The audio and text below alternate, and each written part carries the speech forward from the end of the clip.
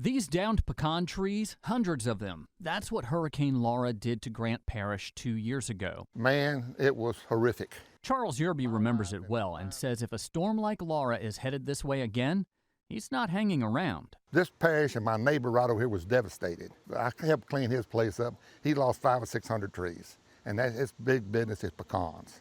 And his name is Benji Littlepage, and he lost, big time loss. That big-time loss was not just in the current crop and the future production, but also in the money spent to clean up after the storm. We have just finished the first deal of cleaning pecan trees up. It's taken 2 years to clean this mess up, and we still haven't got it all done. We still got fences to rebuild. That's where the USDA's Farm Service Agency was able to help through the Emergency Conservation Program for fences and the Emergency Forest Restoration Program for timber.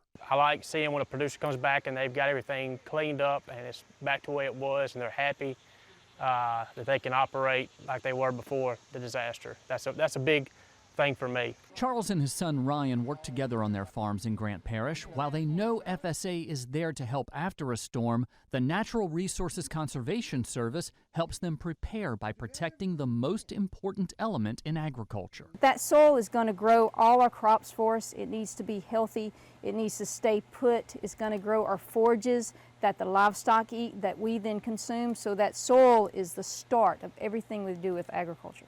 Dana Schuff is the Louisiana State Resource Conservationist for NRCS. The Yerbys say they know from experience how conservation programs have helped them protect the soil for their row crop and cattle operations. We've already started programs to prevent erosion, so whenever the heavy rains, the backwater flooding, all of these things come into play, the soil is held in place.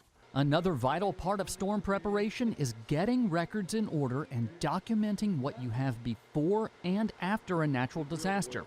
It's something Ryan Yerby says helped his family. Looking back on how they've benefited us, I would tell any farmer, take a look at anything that's available through FSA, through NRCS, and be prepared. Just because you don't think the storm's going to hit you, you never know. We were not expecting Laura and Delta to come through at 122 miles an hour in Grant Parish in the dead center of the state, but it did. It was devastating for the pecan operation, for the livestock operations, and thankfully with these programs that came about, it helped us keep our status quo. They really are some helpful folks. If you would like to learn more about how to get in touch with your local FSA or NRCS office, visit our website at twilatv.org or click the link with this story on YouTube. Still to come on Twyla, we cool off from the summer heat with a sweet treat from Washington Parish. You know what I'm talking about. Stay with us.